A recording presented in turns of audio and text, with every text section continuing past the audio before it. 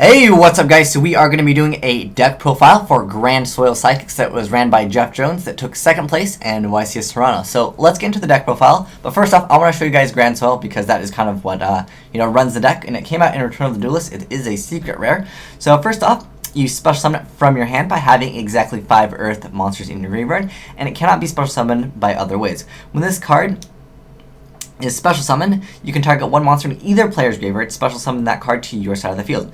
If this card leaves the field, skip the battle phase of your next turn. So something to keep in mind, if this gets Solemn Warning, remember that he did not touch the field, therefore his effect of the battle phase would not occur. But if he gets Strong Distributed, yeah, then of course you still have to skip the battle phase. So what you do in this deck is you try to Synchro, and then once they go Solemn Warning, then you get out your GrandSoil. Hopefully you'll have exactly 5 by then.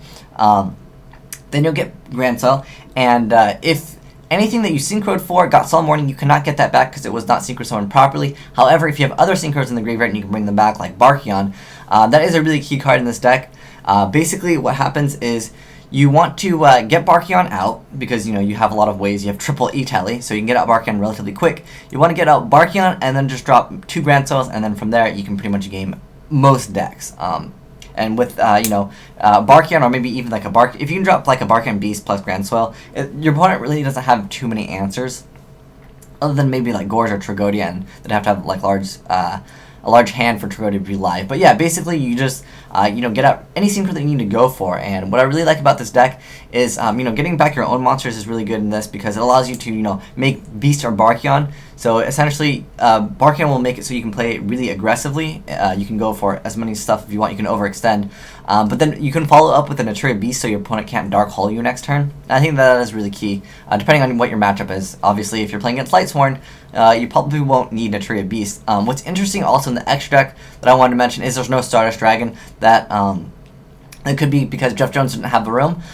Jeff Jones also mentioned he wanted to play only one Miracle Synchro Fusion in the future, so that will leave you room to take out one Axon Kicker, and then you can just play Stardust Dragon, because I think that making Stardust Dragon sometimes is key. If you overextend your opponent, like drops a Gores, then you can just go for a Stardust Dragon. That way you don't have to worry about like Judgment Dragon for some matchups. Most matchups, though, I'd say you can make an Naturia Beast and be fine because Dark Hole is the out to a large field. But that said, let's finally get started with the deck profile. So we got Double Trooper because, the milling, and then we got 2 of each of the most popular hand traps. So Double Valak, Double Maxi helps out with the Windup matches because Windups is still a very popular deck because they can OTK really fast, and this deck doesn't really have any traps. It's pretty much just the Gores and the 2 Tragodia and the 2 Valak, 2 Maxi. Because this deck can really play aggressive, and I think that is really cool. That you can just keep on special summoning more and more, and that is what can win the game. Simply by, again, just making a whole bunch of good cards, and then if they Solemn Warning, you just drop another really good card like a GrandSoil. And then next up, he's playing 1 Esper Girl, 2 Giant Rat, and I think Giant Rat is pretty good in this deck because creature swap's pretty good with that, and then Giant Rat can get more Earth. Allows you to get the Earths really fast into the graveyard, and then plays 1 Gores for the no traps. Well, he runs 1 trap, but it's not even something that protects him really. Although if you drew into Tragodia, it could be pretty good. The only downside to this is the trap is a little bit slower. If it was a spell, I think it would be too good. It'd be way too explosive. Next up, he's playing triple GrandSoil because it wouldn't be GrandSoil without triple GrandSoil. So again, what you want to do is you want to Synchro, and you want to try to bait out stuff, and then you want to drop your GrandSoil. If he does get Bottomless, it does hurt just a little bit. Although he is another Earth, so keep that in mind. If they Torrential your GrandSoil when you summon it, you can't drop another one. That's the only unfortunate part, that he is Earth. But I mean, it could work both ways. Sometimes that will help out, and as well as kind of hurt you, just by having too many Earths. What's really cool with Maxi, Maxi is also Earth, so more Earth in the grave, right? And then he's playing 1 Neospatial Granule, and that is another card you can get out with Giant Rat, which really hurts a lot of different decks. So yeah, I mean, if you first turn set like a Giant Rat, and they make a Logia attack into you, you just get Grand Mal and you just bounce it back. Pretty good stuff there.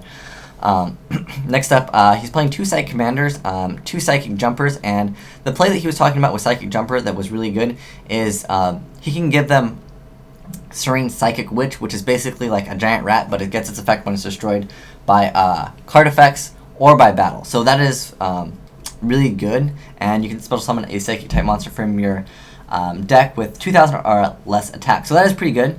I think that this is a pretty good card. I think that this definitely opens up a lot of doors, and he's playing triple the Serene Psychic Witch, and yeah, I mean it's got decent attack. Plus, you can get it out with Giant Rat.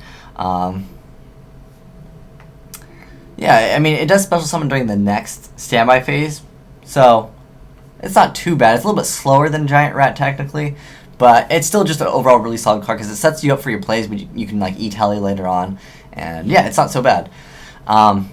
And then next up, 2 Silent Psychic Wizards. So when this card is normal summon, you can select 1 Psychic type monster in your graveyard and banish it. When this card is sent from the field to the graveyard, special summon the monster removed from play by this card's effect.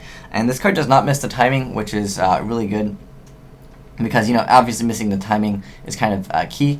Again, this card's also good just to get rid of Thunder King, because Thunder King can hurt this deck just a little bit because it slows it down, because you don't have that many options as far as making some plays. I mean, you have the 2 Giant Rats to kind of help stall out, and then as well as Card Trooper. Card Trooper is good against Thunder King as well, because you get to point for point and then you get to draw 1, so it's really good. Thunder King, I would say, is kind of a key card in some matchups, and a lot of people are main decking Thunder King, so this card is probably a really good choice, because also it's another Earth, and it's just 19, just good beater. And then 2 Tragodia. Tragodia really allows you to synchro for a lot of different things that you couldn't normally go for. And I think Tragodia just helps stop the OTKs as well, because again, windups are going to be really popular, just because they did get first place.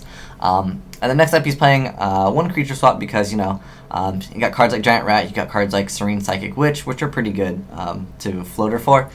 And there's some matchups that creature swap isn't too great against. I would say, for example, Windup's probably not the best to use creature swap against, or maybe like the Gear Gaia, that wouldn't be too good to creature swap against, because Gear Gaias are very popular as well, and sometimes they just won't have anything. They'll just set their floater, But certain matchups they're pretty good against, like E-Heroes, they'll just get out like a Shining or something. If you take their Shining, it can hurt them, because they have a tough time dealing with a huge monster sometimes without going 2-, or like using a power card themselves. So that is pretty good as well. And maybe like Dino Rabbit would be good, depending on what they have on the field. Because if they have Lagia, they'll probably just they'll be forced to negate creature swap essentially. And there's Dark Hole, triple E-tally, and then Heavy Mind Control. And then originally Jeff Jones was playing 2, but he's going to cut this down to 1. Just probably because of the consistency issues. Although what I like about this card though, you can just set it, and when it is destroyed by an opponent's card effect and sent to the graveyard, you get to draw a card. So it's a really good bluff, plus it's like a good card in general. So if they Space Typhoon you, Heavy, this has a back row, it's just good because you get to still draw a card, so you don't really go minus with it. And I think that card is pretty good just for that aspect. And then there's Reborn, and then double Space Typhoon. Jeff Jones did mention he wanted to play Lance over this because, again, it's just, when this card gets bottomless, it does hurt, kind of, so keep that in mind as well. Because, again, remember its effect, it did technically hit the field for a second, even when bottomless is activated, it did touch the field, so you skip the battle phase of your next turn. So that is important to remember. Is that bottomless can hurt this deck just a little bit, so keep that in mind as well. That's why Jeff Jones said he wanted to play the Lances over this. But I mean, technically this can hit Solemn Warning, whereas Lance, you can't activate it once they activate Solemn Warning. The next up, there's Avarice, 2 Dualities, and a Psychic Overload was the last card. And this card's pretty good. It's like a mini pot of Avarice. Again, it's just a little bit slower, but it does have a pretty good effect, because returning, if you have too many Earths, it just helps you control the amount of Earth, because Miracle Synchro Fusion can't help you with that, because all the Psychic, synchros that you go for, well, you're going to be making Axon Kicker, and that requires a Psychic type Synchro monster, and the Psychic type Synchros are going to be Psychic Life Transfer. That's the only Earth, but I'd say the most relevant card, this card is pretty good when you get to call it right, because it becomes 3,400 attack.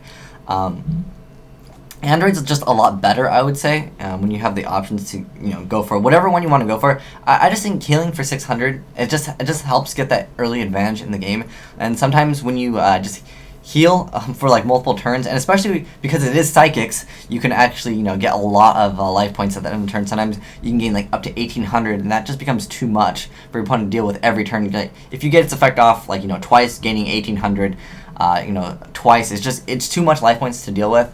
But I mean, you can make things like Psychic Life Transfer, but it does have also a decent effect of once per turn you can remove and play a Psychic type monster in your graveyard to gain 1,200 life points. So that can help again with GrandSoil. So I mean, a cycle life transfer, also has a decent effect in this deck. So helps you to control the amount of earth in your graveyard, and that is kind of key when you're playing triple GrandSoil. As far as the extra deck, I'd say everything's pretty standard, other than this card here, Soul of Silver Mountain.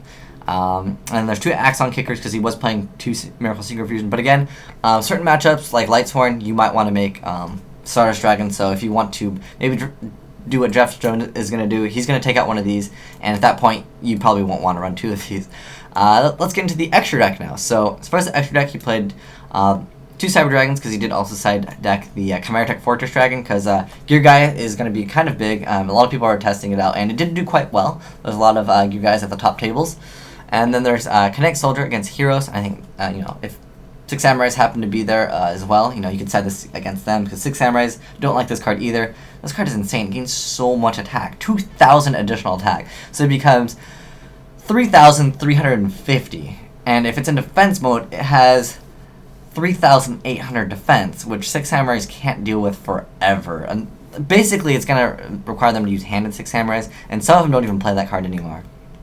So yeah, and then there's a 3rd Maxi, a 3rd Space Typhoon in the side, and then 2 Crevice into the different dimension, and then 2 Gozen Match, which will be really good against Windups. If you're playing against Windups, yeah, Gozen Match definitely going to be very good, as well as against Dino Rabbit. This is a kind of a good card.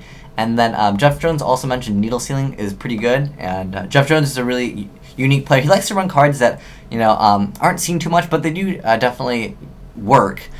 Needle Sealing, very good. So if there's 4 more monsters on the field, destroy all face-up monsters. So it's really key, especially when you have cards like Serene Psychic Witch. It just opens up your plays a lot more because you get to go really plus with Needle Sealing. And Windups can't OTK you, so once they get their 4 monsters, you just go and blow it up, and you can definitely get easy advantage with that. And I think that is a card that might be seeing some play in side decks, especially against Windups, because it is pretty good. It is a little bit slow because traps, and I think that Maxi is kind of more of a key card because then you can just stop them completely in their tracks.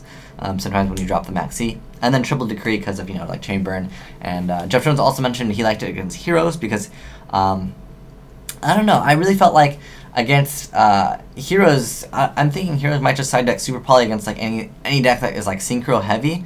But I don't know, depending on because Heroes do run typically good back row, and I'm thinking maybe in game 2 they would just side in Super Polys because that helps out against a lot of like Synchro heavies decks, and this deck can Synchro really fast, but again with like creature swaps and like Psychic Jumpers to like take their monsters. I don't know. But this is the deck profile for the GrandSoil Psychics that Jeff Jones ran. And it's a pretty unique deck. I think I'm going to test it out for a while and see how it does. But I feel like Dark Worlds, once Skill Drain is out, that card just wrecks everything. I mean, like, if you look at once Skill Drain is dropped, what happens in this deck? I mean, literally, GrandSoil is only 28, and once Dark Worlds have the field spell, it's just too strong. But maybe Jeff Jones just didn't really play against any Dark Worlds, or he just didn't. He just maybe was faster than them because Dark Worlds can take some time to set up, and Valor and Maxi not so good against them. But I really feel like Dark Worlds is probably one of the best decks right now. But I mean, people are going to be expecting it, so be expected to be sided against heavy if you're playing Dark Worlds. But yeah, pretty awesome deck profile. But let me know what you guys think of this deck. I think it has some potential. I like the options that the deck has, like going into there's so many awesome things you can make, and you can play really aggressively because there's no traps, so you can keep on special summoning a whole bunch of big monsters. I like Card Troop in the deck, and I'm not sure what this would have a bad matchup against, especially in the meta. Jeff Jones mentioned that it didn't have a good matchup against Frog Monarchs, but I don't think anyone's really playing Frog Monarchs at the moment, so keep that in mind as well, that I guess it might have a bad matchup because Jeff Jones is a pretty respectable player. So again, congratulations to him. So if you guys want to play this deck, then let me know what you guys think of it because I think I'm going to play test a little bit, and I'll let you guys know how it is. But thanks for watching, guys. Agent White Dragon signing out.